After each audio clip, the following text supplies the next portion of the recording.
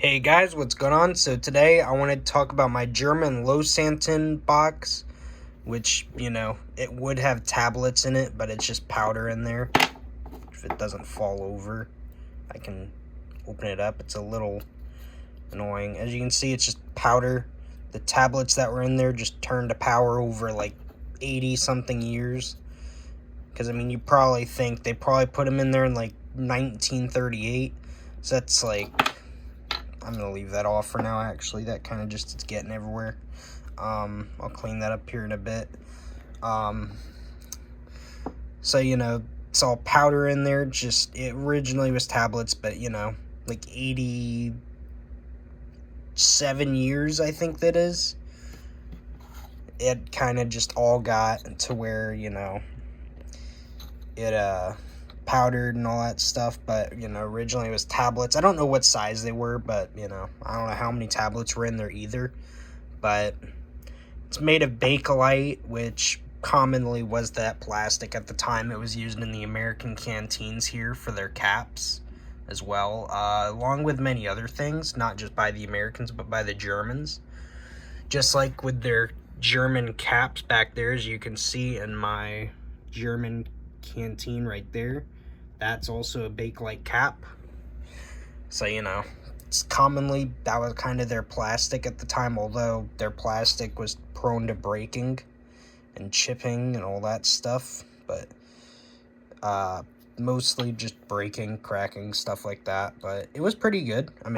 But they made these because World War I, when gas was introduced, they had gas masks. But World War II, they still had gas masks, essentially, but I don't think they ever really used them. As far as I know, they never really used the gas masks like crazy. I could be wrong there.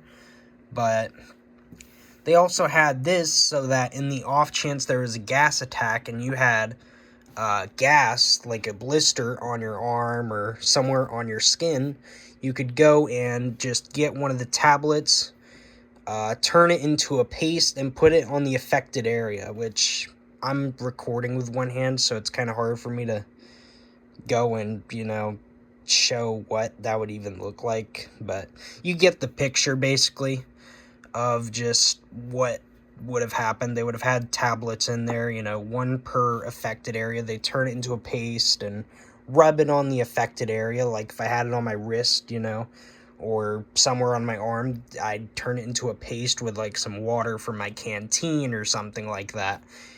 And, rub it on the affected area, let it sit for 10 minutes, and then I'd rinse it off, essentially. Maybe wash it with soap and water after, I'm not sure. I'm not too sure the name of the tablets, like how you pronounce it, but if I can show you. So you can see here, these are my notes on the German 1938 Losantin box that I have. Basically, you could do it with water or saliva. You can see the steps here. Someone originally translated this from German, is what happened. So I just kind of went and wrote them down just because why not. I didn't really have this down for this video. I had this down just as research because it's my research binder and all that other stuff. But you can see, if you can pronounce that, that's what it was. That's a T at the end. Sorry, that T's not very good, but essentially that's what it would have been, there. There would have been instructions. There would have been instructions on this wrapped around it on paper. But you probably can't really see the remnants of the paper. I don't think it's even noticeable anymore, but, I think this is one of the earliest ones I've ever seen. I've probably seen some from like 1937, 36 and stuff. I don't know what the earliest one would be, but still kind of cool. Because if you look, I'll zoom it in over here under the light just to make it a little easier to read.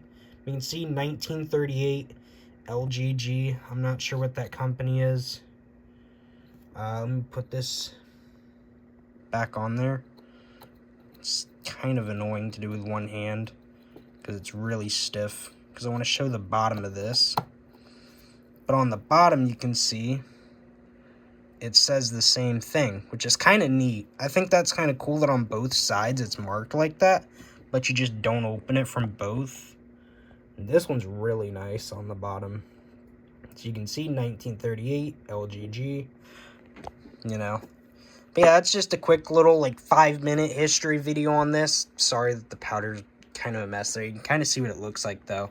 Just, you know, it's weird, but you know, also, you know, those tablets, like I said, not sure what they would have looked like, but you know, all white powder now pretty much. And I believe the person who I bought this off of on eBay, I think they dug it out of the Kurland pocket, which I believe is in Latvia, which is even more interesting. I think I paid like 15 bucks for that. I forget. Maybe like, it was either 15 or 10. Like, I can't remember. But yeah, if you'd like to see more videos like this in the future on some other gear that I own or random pieces of history, then let me know down below what you'd like to see, and I will see you all in the next one. Be sure to like, share, and subscribe. We hit 33 subscribers recently, so I got to thank you all for that. And yeah, I'll be making more videos for a bit, and then I'll be going back to shorts, and then I'll kind of have a cycle with that. So yeah, thank you all for 33 subscribers, and I'll see you all in the next video.